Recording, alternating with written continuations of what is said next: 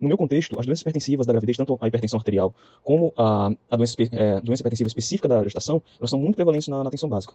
Então, atualmente são as que mais matam no Brasil, gestantes, e tem todo cuidado especial. E apesar da, todos os cuidados de mudança de protocolo, incremento nas ações do cuidado das doenças hipertensivas, devido a estilo de vida e alimentação e hábitos de maneira geral, essas doenças hipertensivas tendem a ser mais frequentes. Então, esse é um desafio que a gente carrega e todo dia a gente tenta debelar, tenta fazer educação em saúde para evitar problemas relacionados com a hipertensão. Bom, a principal dificuldade que, na nossa realidade de atenção básica que a gente enfrenta, é fazer essa gestante voltar para a unidade de saúde, porque muitas vezes ela recebe todo o tratamento e todas as orientações na alta hospitalar, mas por outros motivos, por questão de impressão social, por fragilidade socioeconômica, às vezes também vulnerabilidade social, essas gestantes tendem a postergar a volta à unidade de saúde básica e não encerram o pré-natal e, e assim não dão continuidade ao tratamento. Por exemplo, uma gestante hipertensiva, né, que tem que dar continuidade ao tratamento, tem que ser acompanhada de perto pela unidade de saúde, elas muitas vezes não procuram de volta. Na maioria dos casos, é a gente que tem que ir por busca ativa na residência, através dos agentes comunitários de saúde, para verificar o estado de saúde, verificar a nutrição, verificar outros parâmetros, né, de qualidade de vida. Então, além disso, também é importante assegurar direitos. Então, a gente sempre tem em conjunto assistente social para garantir os direitos dessa gestante, que muitas das vezes tem vulnerabilidade social e são mãe solo, às vezes com mais de um filho, então precisa de toda uma assistência e todo um cuidado também nessa questão social.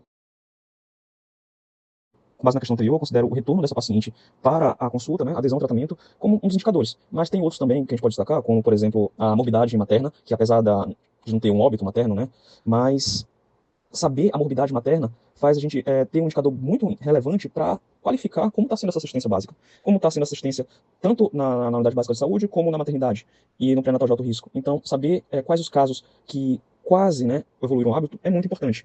Além disso, também, problemas também relacionados à infância, à prematuridade, outras complicações também na gestação, e eu acho que cesariana seria um pouco relevante, a gente avaliar a cesariana com calma, porque apesar de cesariana ser um número cesariano ser um indicador muito importante, mas ele, às vezes, muitas das gestantes hoje estão optando por cesariana ao invés do parto normal, pelo menos na minha realidade, por ser mais prático, mais rápido, e então elas optam pela cesariana.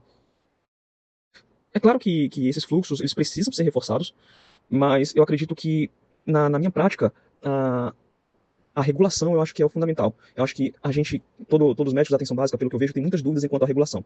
Para qual hospital regular, se dependendo da causa materna que classifica essa gestante como de alto risco, para qual unidade, para qual referenciar e como deve ser essa referenciação, quais são os pré-requisitos. Então, tem muitas dúvidas. Eu acredito que uma melhor explicação sobre a referenciação para deixar os fluxos corretos, porque os fluxos já são bem estabelecidos. Mas eu acredito que a comunicação de como deve ser feito, de como deve ser o manejo, quais são os pré-requisitos, é fundamental. Apesar disso, uma coisa boa é que a prefeitura, pelo menos a SESMA, tem feito várias palestras, tem feito materiais para tentar melhorar esse fluxo. Tem especificado quais são os hospitais que a gente manda a gestante, quais são os pré-requisitos que a gente precisa fazer para que seja cumprido uma visita à maternidade, ou a solicitação, por exemplo, de uma laqueadura, também muita gestante quer essa laqueadura para finalizar o planejamento familiar.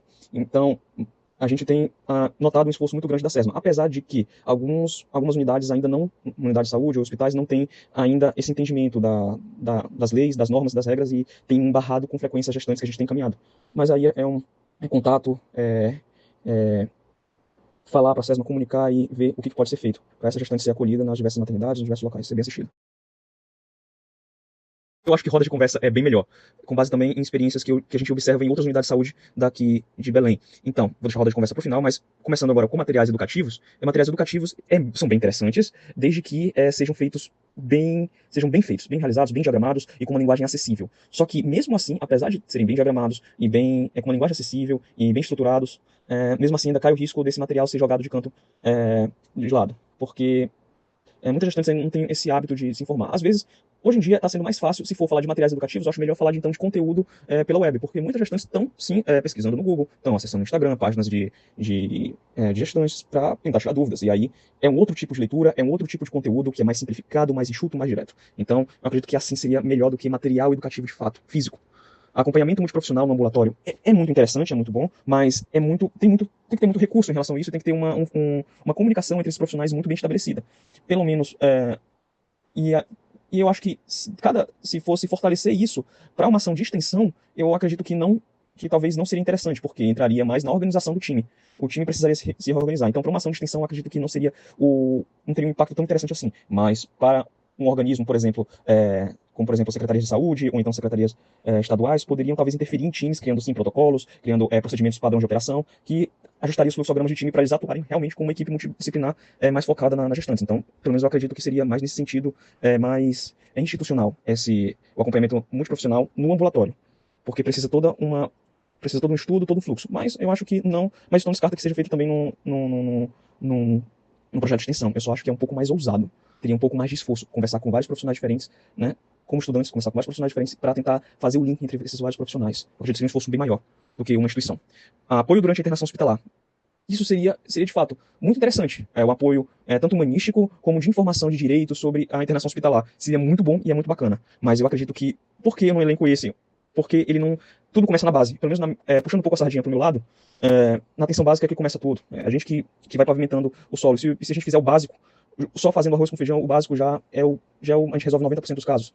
Então, um apoio hospitalar seria muito importante durante a internação, mas se a gente fizer o básico com rodas de conversa, com troca de experiências maternas, com uma escuta especializada, uma escuta ativa, não adianta nada ser só uma roda de conversas onde o enfermeiro ou o médico só fala determinada questão. Não, mas tem que ter alguém capacitado para fazer essas gestantes trocarem informações, trocarem cuidados, para informar, alguém que seja capaz de informar de maneira efetiva e assim estabelecer até uma rede, né, de apoio entre essas gestantes. Porque na própria comunidade que todo mundo se conhece, que todo mundo se relaciona, e que uns ajudam os outros, são vizinhos, são primos que moram na mesma região, são tios, tias, e todo mundo com a comunidade fortalecida, junto com a unidade de saúde, é um indicativo que a saúde pode melhorar, a saúde pode ser bem mais estabelecida. E eu acho que essa conversa, né, entre as gestantes entre as gestantes, né, numa roda de conversas, seria, dentre esses métodos que foi citado, seria o mais eficaz.